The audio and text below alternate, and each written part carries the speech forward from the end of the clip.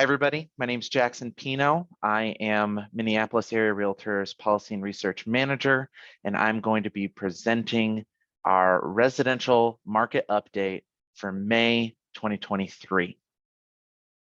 So, the rough agenda that we're going to go through.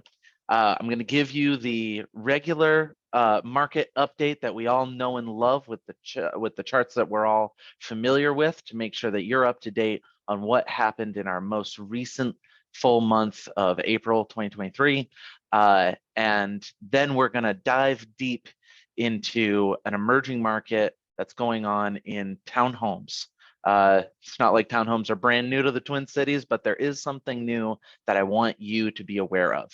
We're going to dive into a bit of market segmentation and talking about expectations for you and your clients after that. If we have time, we'll answer some questions. So let's dive right in, right? The mantra of today's presentation, something I want you to take away from this, is a quote from Dan Walsh. Dan Walsh is a legend in the marine exploration world. The scientific community, particularly in oceanography, has a lot indebted to Dan Walsh. And he has this quote that says, exploration is curiosity put into action. I'm going to tell you a story through that emerging market of townhomes with this spirit in mind, and I want to have it inspire you as market data nerds like I am to be curious about what's going on in the Twin Cities market and dive into those curiosities, act on them, because you'll learn something from those curiosities. We got the tools, we want to give you the skills to do that, right? So, market update. Let's take a look at the April housing market. And we'll start things off with the news that everybody knows, but nobody wants to hear, right? Closed sales are down again in the month of April. Oof. It's hard to say it, but it's true, and we got to report what's going on, right? 31% down from a year prior, and it is markedly down from, let's see, get my little laser pointer out here. There we go. It is remarkably down from, almost to about where we were at in 2008. It's a long time since 2008, and it's not good to have numbers be that far away, similar numbers to be that far away in time, right? We're looking for a stable April demand to be up in the 4,400s, 4,500s, not in the 3,300s.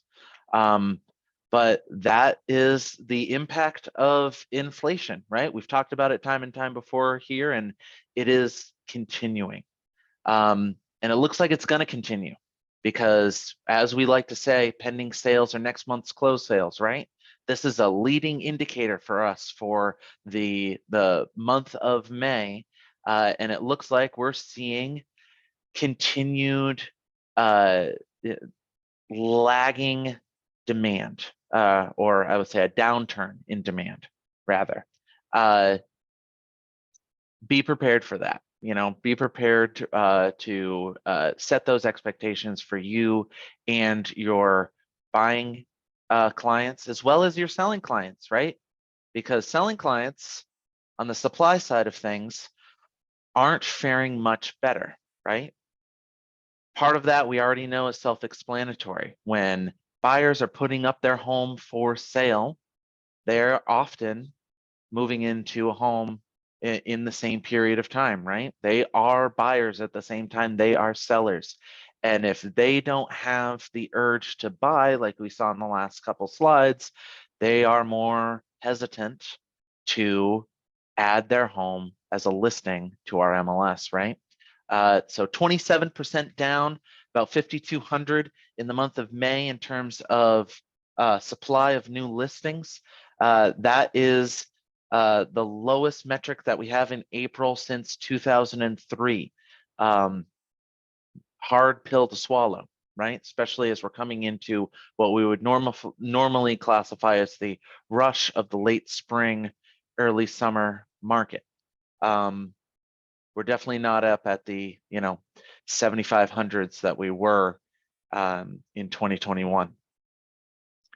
So this has a butterfly effect. This has ongoing rippling impacts of what's going on in our industry. It's not just supply and demand, it's shelf life. How long are these homes staying on market?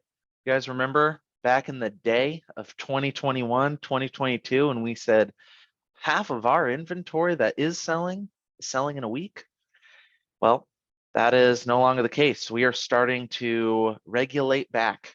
We are snapping back to the days of just before the pandemic. 17 days it took for half of closed sales to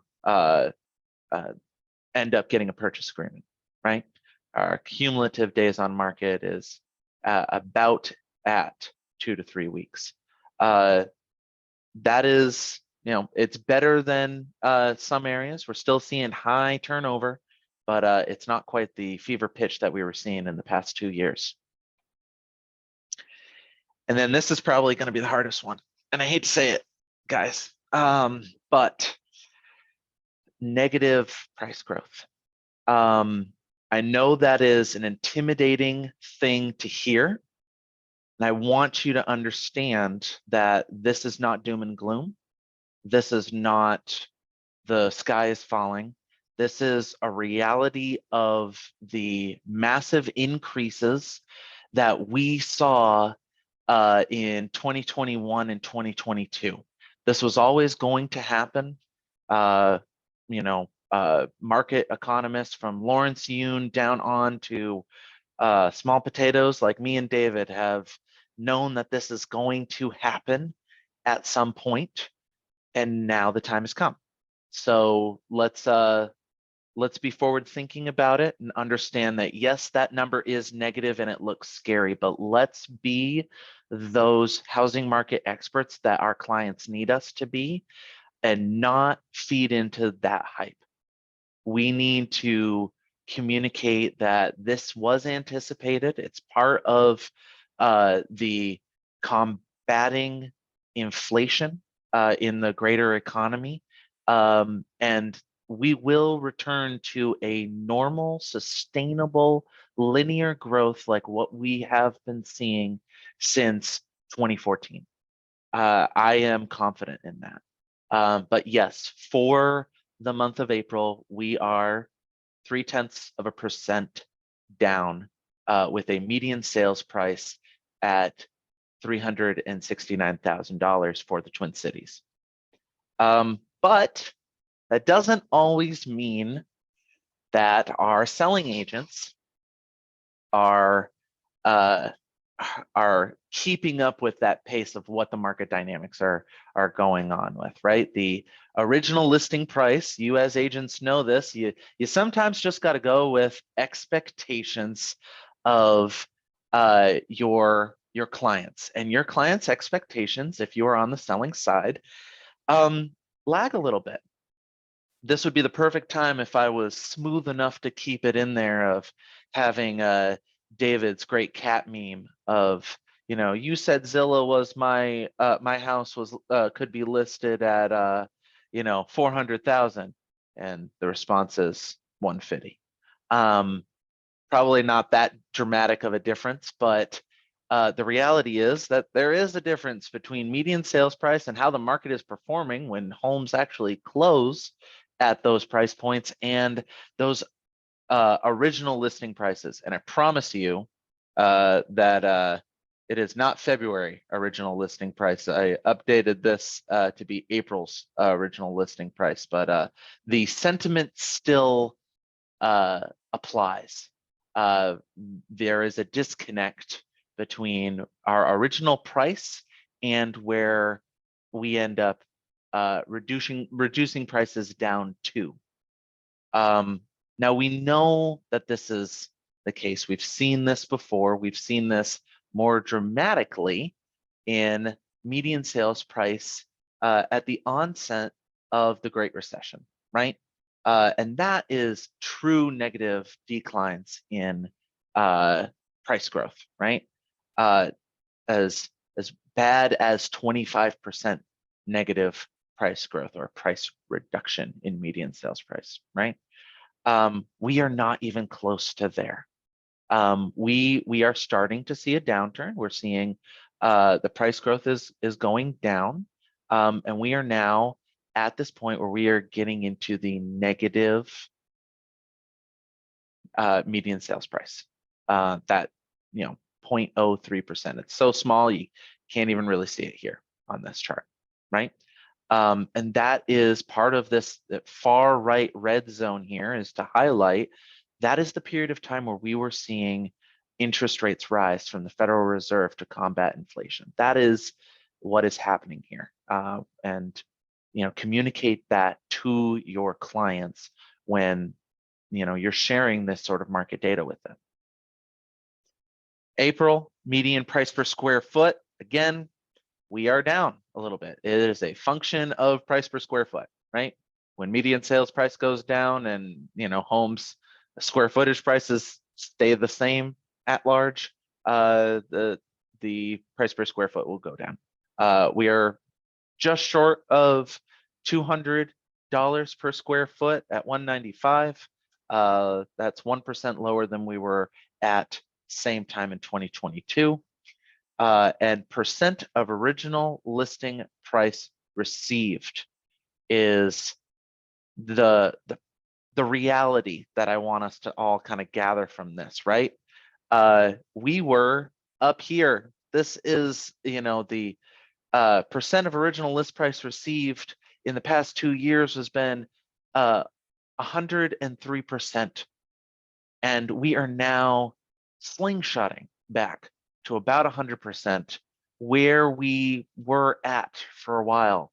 2017, 18, 19, we were right around at that area. So of course we're going to see the market rebound from the highs that we saw in April of 2 years ago and last year. So percent of current list price received, again, we're right at about 100%. It's predictable with what we have seen in those pre-pandemic years. We're not getting the highs from current list price received, right? And then inventory. Inventory has been an interesting metric to watch if you've been, keeping your thumb on the heartbeat of these metrics for the past couple months, which I know you all have been if you're coming to these market webinars. You might remember in March and in February, we were seeing increases in inventory. That is no longer the case for April. There are a number of reasons why that could be the case. The impact of demand lowering would normally increase our inventory if we had a relatively low or relatively small decrease in new listings. As you saw, we had a little bit more noticeable decrease in new listings.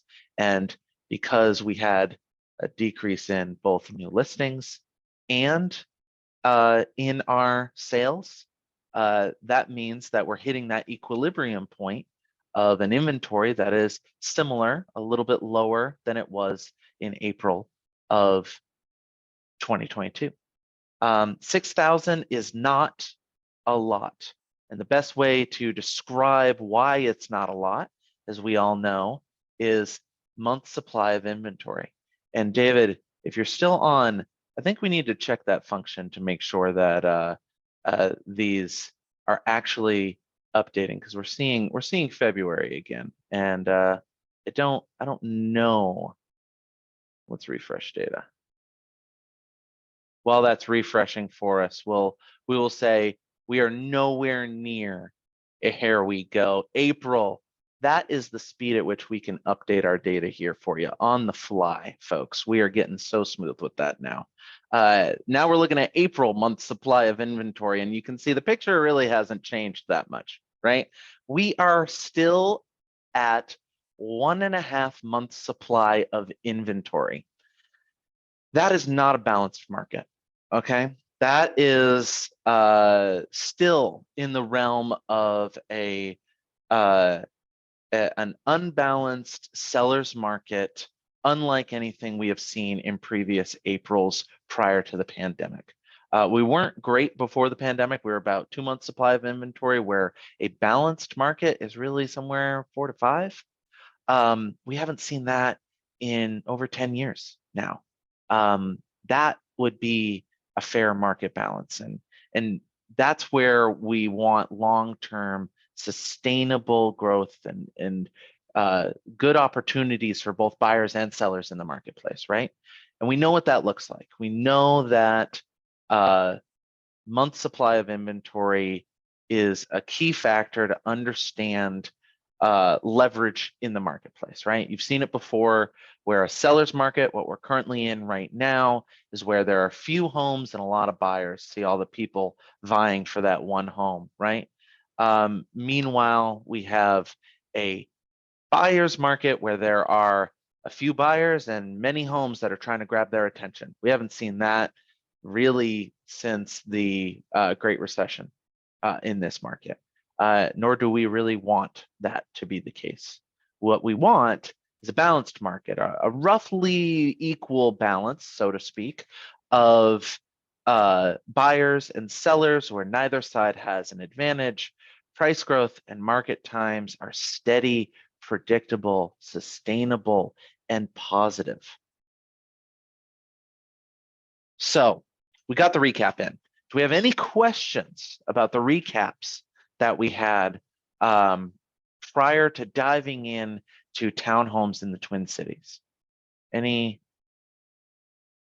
interest in that? You can throw it into the chat question. If not, I'll jump right on in to something I think is pretty cool. All right. Remember what I said about exploration and being curious about these housing market statistics, because it will help you uncover and realize new things going on in this marketplace that few people are even paying attention to, ourselves included sometimes. Some of you might know that we recently released a white paper titled Inflection Point, talking about buyers in the Twin Cities and how taking a deep dive into breaking down buyer activity in the Twin Cities.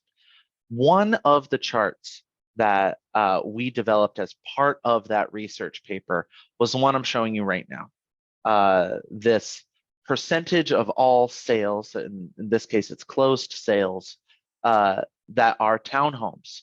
If you were to break up all the closed sales in a given month and just take the percentage that are townhomes, what is that percentage, right?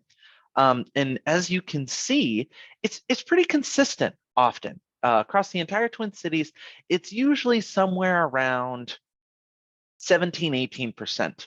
Ever since, let's say, 2012-ish, right? 2014 maybe. But David and I noticed this spike at the very beginning of 2023, spiked up to over 21%. Wow, that looks strange to us. It hadn't been that high since a peak in 2006. Now, somebody who wasn't curious would have just said, huh, that's interesting, and moved on with their day. Not me and David. No, we decided we were going to take that curiosity and put it into action. We were going to explore this and try to understand it better. And I'm glad we did, because it became a very fruitful endeavor. David just popped in saying, new research alert. We're capturing some shifts we're seeing in the townhome segment. It's cutting edge stuff, and that you don't want to find, that you just won't find anywhere else. And you're right, a shift happens. Yes, it does, David. Shift happens. So what is that shift? One, is it a shift? We needed to find out whether or not it was a shift. We did some cool statistics stuff and found an upper and a lower bound of what should be reasonable for that line to stay in. Think it's the guardrails for predictability, right? Green line, anything above the green line, it's remarkably good. Anything below the green line, it's remarkably bad. And that's going to be the case for the next few slides that I'm going to show you here. And as you can see, that 21% is remarkably good. In fact, it is too good for it not to be a shift. So we knew there was some shift happening. Why was the question? And where's it coming from? Because we know there are only really 3 major property type options, right? Townhomes, condos, single family homes, right? And I'll give you a sneak peek here. It's not condos that it's taking from. It's single family homes. Single family homes are seeing an inverted dip. That is, as that red boundary line shows, remarkably low than what it normally is at. In other words, if you were to take this and look at that as a pie chart, hey, there's a pie chart, and look at the sale of homes in the Twin Cities, this is closed sales, and break that down by a share of townhomes, condos, single family. This is what you would average over the past 20 years. Single family homes at about 77%, townhomes at about 18%. Now, this is what the last quarter has looked like. See the difference? Townhomes are growing. Condos are growing too a little bit, but townhomes are growing. And single family homes are the ones that are losing out on this slice of the pie, right? Now, this has us having our scientific brains start up, right? The idea here is there's this preference now going on between townhomes and single family homes. You could go in and just immediately say, hey, people are preferring townhomes over single family homes, but boy, that would be a pretty rash decision to go into, right? It could be an initial thought. We want to stress test that a little bit. Could be all these other alternatives that I'm listing here. And this is the part of exploration that I want everyone to start thinking about as being a natural tool for you to understand how to identify emerging markets, because I'm showing you one right here. Tom, shift from single family homes is due to more construction in townhomes and single families. Yeah, Tom, have you been reading my slides? I'll show you. I'll show you how we got there, okay? Because I think it's just as important to show you how you get there, so that way you all can do it on your own, in addition to showing you the cool story that I have here, right? So these 4 bullet points. Well, it could be that there's a competition difference, better absorption rate in townhomes, so therefore people want less competition. It could be people want smaller homes. Maybe people are looking at single family homes the same size as townhomes. Maybe they're looking at affordable homes, single family homes at the same price point as townhomes. Or maybe there's a location preference that are going on here, right? Could be all these other alternative things than just this initial idea of townhomes versus single family homes. Let's prove each of these wrong, hopefully, and make our argument stronger, right? Competition difference. Is there a competition difference? Well, not really. It used to be the case, as this chart shows, that the townhomes were more of a seller's market and arguably more of a niche market, right? Prior to the pandemic, and that, yeah, buyers had more leverage buying single family homes, right? It was more of a balanced market, big old air quotes and more. But ever since the pandemic, they're pretty much similar. So no, there really isn't a less competition in townhomes. It's pretty much the same. So 1 point for townhome preference, right? Maybe, like we said, people are looking at single family homes. They just want smaller single family homes. Well, if that were the case, this blue line, which identifies single family homes that are 1,500 square feet or less, that we'd see a higher demand for them. We would see closed sales that would go up and at least supersede some of these other square footage ranges that we're seeing, but we're not. 2 points for a preference in townhomes. Now, how about the idea of affordable homes? It doesn't matter if it's single family homes or townhomes. They just want to be able to afford their monthly payment. Now, I'm not going to go out immediately and say, no, this isn't the case, because there might be something there, right? But if it was absolutely the case, we would see an increase in this blue line right here, the homes that are $250,000 and less that closed in the past quarter. And we're not seeing that increase. Now, we're not seeing that increase for 2 reasons, right? Could be what we're talking about here. There's a preference for townhomes. It could also be the disappearing act, an oldie but a goodie that we like to talk about. It could be that there really just isn't a lot of inventory compared to how it used to be of homes that are under $250,000. In fact, we're at pretty much all-time lows at 15% for the Twin Cities overall. So we'll put that one as a maybe, as a tie, right? But that final point, that point of location, you might remember in a last white paper that we wrote in 2022, we talked about, are people fleeing the Twin Cities or not, right? Short answer was no. But in that, we created this fun little chart that showed urban market share. And now I will say this is just the core, Minneapolis and St. Paul, right?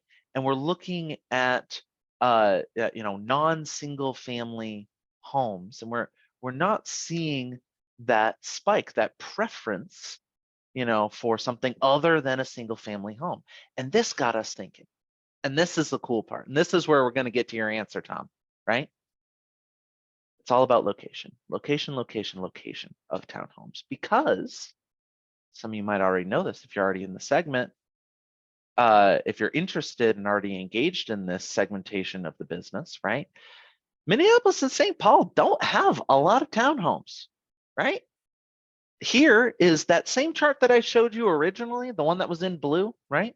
But now it's just Minneapolis and St. Paul, and they average about 3.5%, 4% of their sales every given month are townhomes.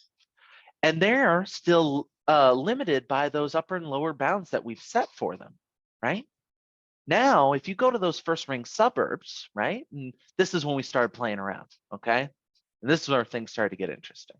First ring suburbs, we thought, okay, there are definitely more townhomes in the first ring suburbs, and there are, as you can see, the major difference in these jumps, right? But frustratingly, first ring suburbs aren't exceeding that upper bound like we were seeing in the Twin Cities overall. So where is that spike happening? Where are people seeing the share of townhomes increase at a remarkably high rate for this year? It's in the second ring suburbs and exurbs. And this is the interesting part, right? Because now we're getting into an understanding of the story. And this is where I'm giving you the inside secret of this emerging part of the townhomes market. Look at second ring suburbs and exurbs here. It's outside that bound, which for David and I, we're seeing this as a story of expansion to meet demands that have been persistent for a while. I'm not going to go back 7 slides, but we saw that decrease in $250,000 home inventory, right? That's a missing middle that has been, what's an exurb? Great question. Suburb, urban and suburban, right? Exurb is one thing closer to rural. It's not fair to call it rural. You wouldn't call Shakopee rural, right? So we're going to call it a suburb or an exurb, you know. Thank you for asking that question. I'm glad I was able to share that with you. So think anything that isn't predominantly farmland that's within, you know, it's farther than a 20-minute drive from downtown Minneapolis, but it's not as far as a 45-minute drive. Would be a good, spitballing way of understanding it. But it's happening in a sweet spot where you still have a demand, like an urge for single family or for homes at a particular price point within a particular area, but and there's room to grow in those areas. Excerpts is when someone burbs. Yes, I think I got the definition of excerpts right, but we will look up on it later. But yes, it's in this sweet spot. In areas where there's room to grow, there's room to develop, and developers are capturing that opportunity that meets with an urban desire for affordable living and a willingness to increase density, right? Because right now, if you wanted to build a $250,000 single family home within a 40-minute drive of downtown Minneapolis, good luck, right? But the option there is townhomes. They can make that work. They can build homes for $300,000, maybe even $250,000 when someone burps. Thought that's what you meant, Tom. Yes. So we're hitting that sweet spot, right? And how are we able to show that to ourselves? This chart. Now, this is kind of a messy chart, so let me talk you through it, right? It's the same thing. It's the same thing that I was showing you, but now the blue line is townhomes that were sold each month that were previously owned townhomes. And the orange line is those new constructed townhomes for that given month. They didn't have that previous owner, right? And you can see there's a bit of a spike in each of them, right? There is a spike in previously owned townhomes. Those are your people who found a townhome, they want to downsize. They also might see a townhome as a starter home for them, right? And that spike is happening. And who is capitalizing on that? Our developer friends who see this as the most business appropriate way for them to find that missing middle that we're missing out on and putting it in an area where there is room to grow. And that's why you're seeing such a spike in townhomes across the Twin Cities metro, but particularly in the second ring and greater, but not quite in that rural area. Cool, huh? It's interesting. And that is what I'm talking about when we're saying, hey, let's explore something. Because remember, the original chart that I just showed you here, we could have just left that be, right? But because we were curious in it, that's something fruitful that we can help glean helpful information out of, right? And we can pass along to you as realtors. You guys can do this yourself as well with InfoSparks all the time. And so let's talk about client expectations, what to understand from this and how to prepare your clients for this emerging market and just greater understanding of the climate that we're in because of the changes in the economy. David wants to say, don't overlook this stuff. It's not just an interesting trend for us data junkies to study. It has real implications for your business and clients. And I agree with him. This is helpful information that can help you get a cutting edge on your competition, can help you serve your clients better. You want to be a leader in the industry. It's identifying stuff like this and acting on it. And that's kind of the spirit of what we're talking about here. Be curious, ask questions, and then act on those, right? So client expectations. We've already talked about the idea that these interest rates are impacting your clients, right? They're making that decision all the time, but even now more than ever with increasing interest rates, they're weighing that decision. Do I want that home, or do I want to have to deal with a higher monthly payment? Can I settle with what I have right now? Can I purchase the home that I want, or do I have to make some compromises somewhere? What we're seeing right now is possibly one of those compromises people are choosing, right?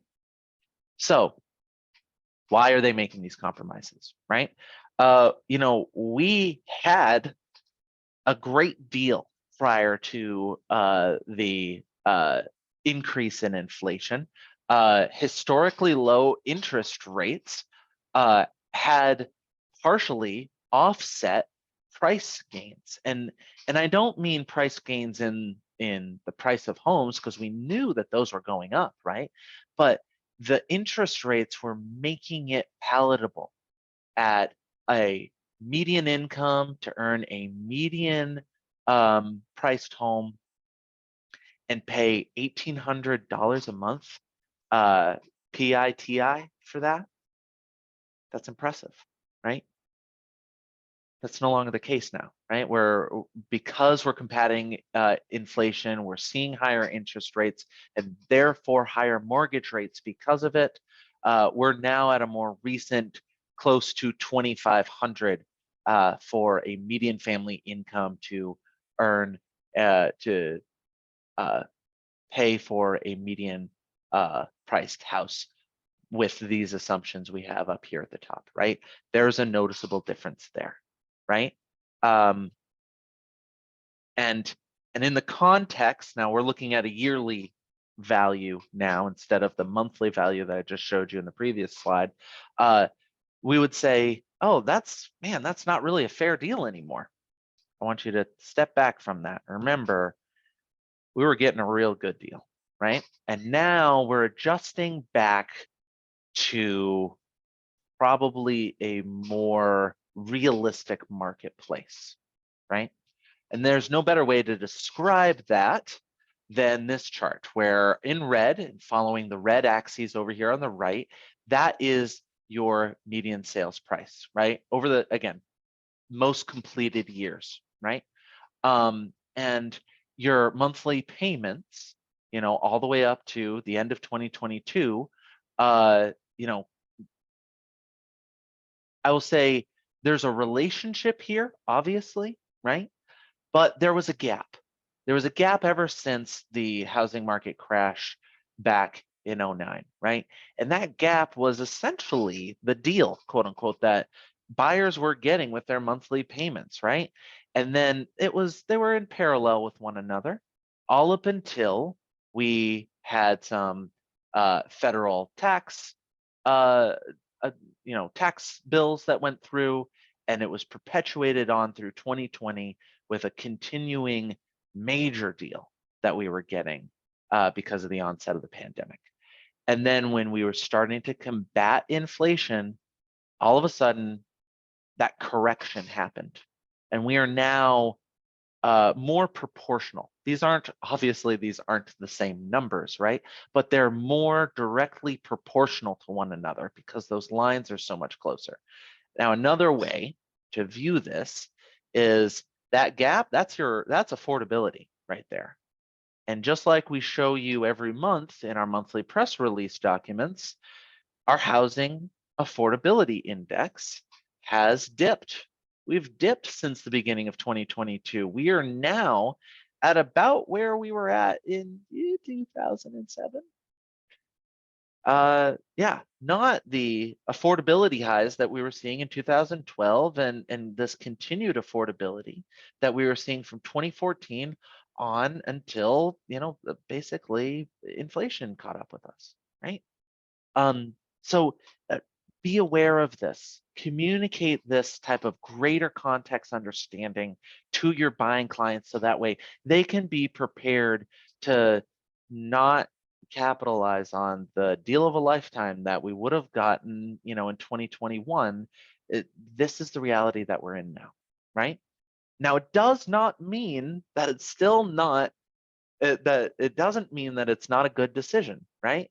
Because if there's anything more convincing for you to tell you whether or not home purchasing is probably one of the best financial decisions anyone can ever make in their lifetime, it's this inflation adjusted home prices chart. So this is a pitch for both selling agents, buying agents, and your clients alike, right? We all know that home price growth happens over time, right? You got two lines here. One is the implied home price using $2003. If you started here in 2003 and there was no economic growth, no inflation, we're still using the same $2003 ever, throughout the entire time, you would see, yeah, we get a little bit of growth here. We had a market crash. Home prices took a loss, and we've been growing ever since. And the red is nominal home price. This is when you add in that inflation, that economic growth. And you can see this is the home price that you are familiar with. These are the numbers that we report out to you, right? And this is what your clients actually see when they end up selling a home, when they end up understanding what is their home worth to them, right? This is the difference. That gap right there is the growth that people have when they spend 20 years in a home, right? And that is why it's so powerful for you to get in on buying a home now. And I don't need to, I'm preaching to the choir. I know that, right? But this is a perfect thing to turn to when someone says, I don't know if it's the right time right now. It's always the right time right now, because even in the relative dark days that we have right now, look at the difference in this price over a 20-year period. Yes, in some ways this has closed a little bit and prices have gone down, but if people are looking to buy a home and they're in a home for the long run, they're going to see this price growth, right? That's the counter argument for you. So, home price forecast.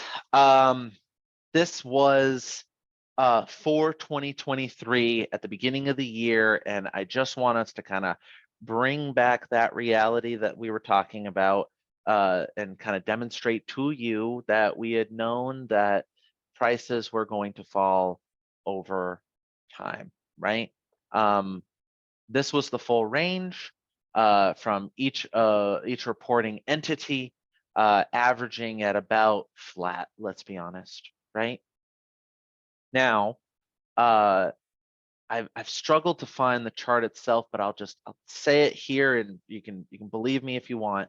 Home prices were anticipated by NAR internally to decrease in the first 2 quarters of this year and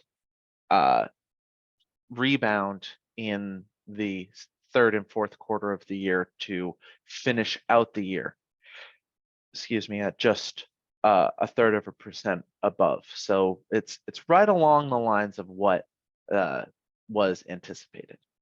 This was for the nation overall, keep in mind, right? Because some markets did better than others, right?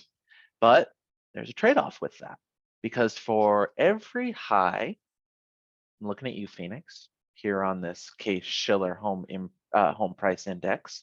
For every high, there's a low. And us, Minneapolis, here at the bottom of this chart in pink, yeah, we saw a high. We saw a high throughout the pandemic. Of course we did.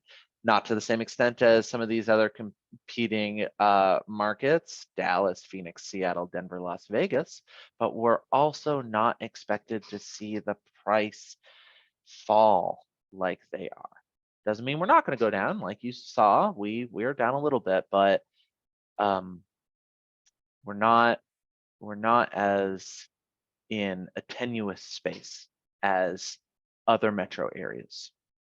And I don't know about you, I'd take stability in this housing market and the ability to rebound, get through those changes and continue on over than, high lows, super high highs, super low lows, that sort of thing.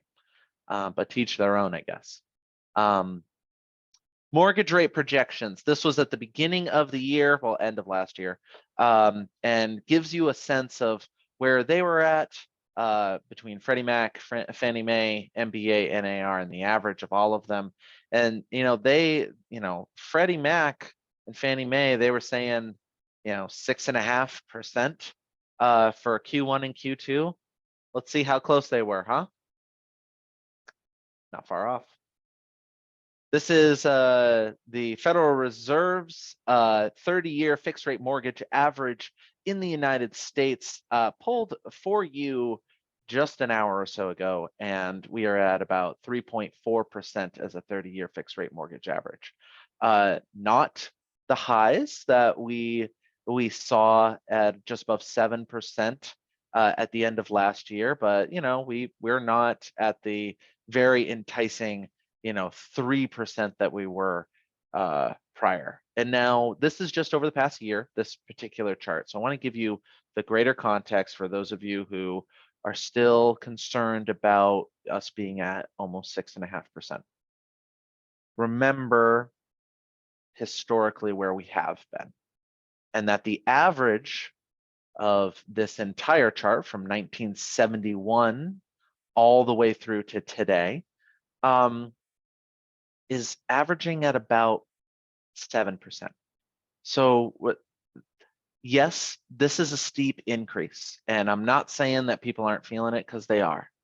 But that is, just some context setting for you. And I'll admit, people are feeling that, right? And there's no other better way to understand how people are feeling that than looking at cash deals as a percentage of all sales. We know that that is an alternative and sometimes enticing offer, right?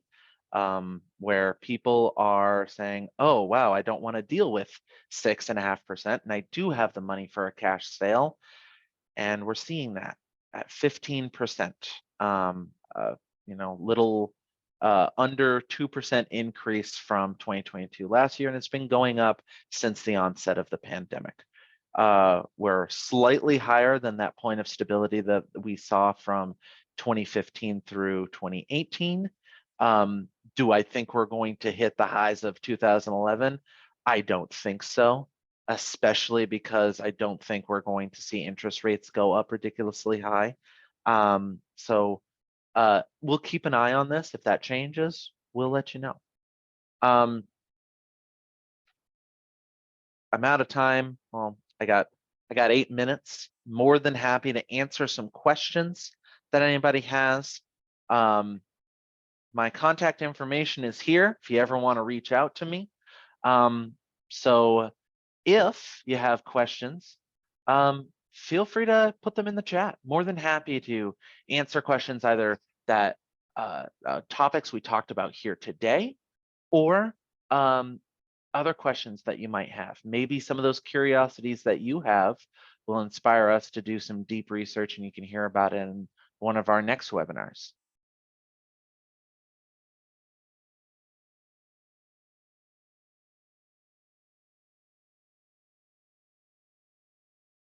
Thank you, Tom.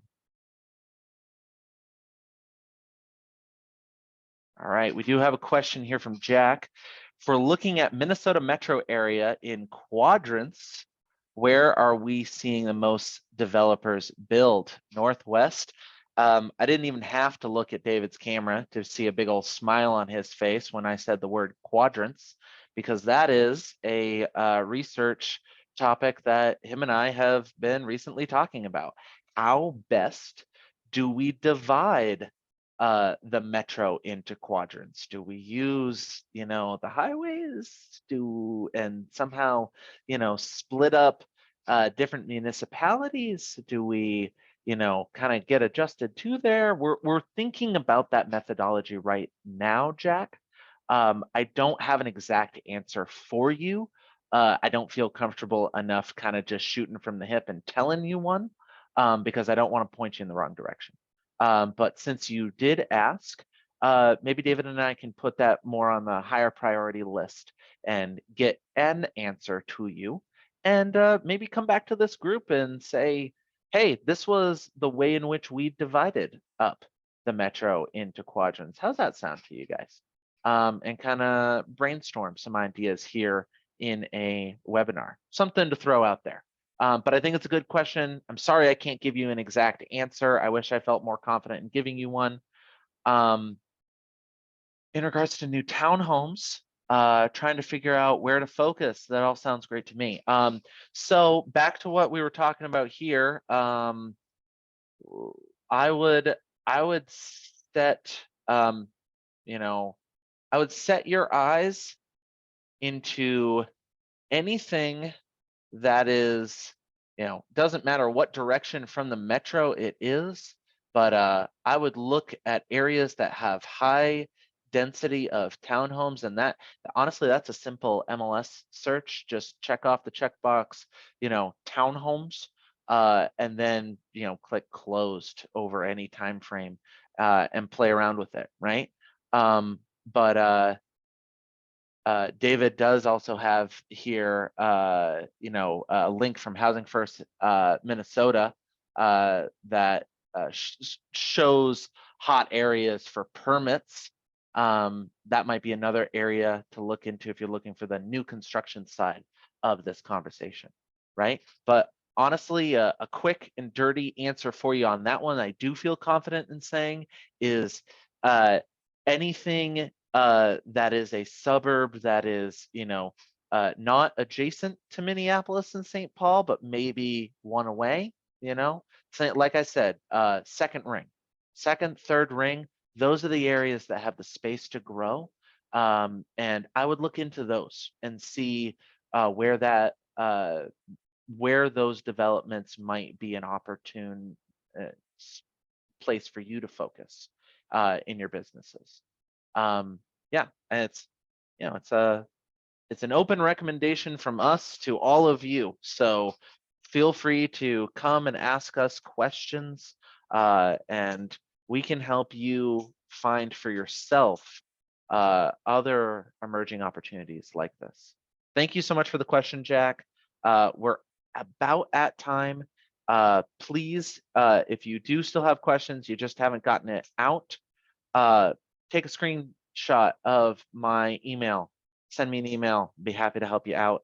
If not, I am going to put in the link, I'm going to bring you straight to our MAR website right here, calendar, next month's, why are we looking at the week? Month, June, MAR monthly housing market update.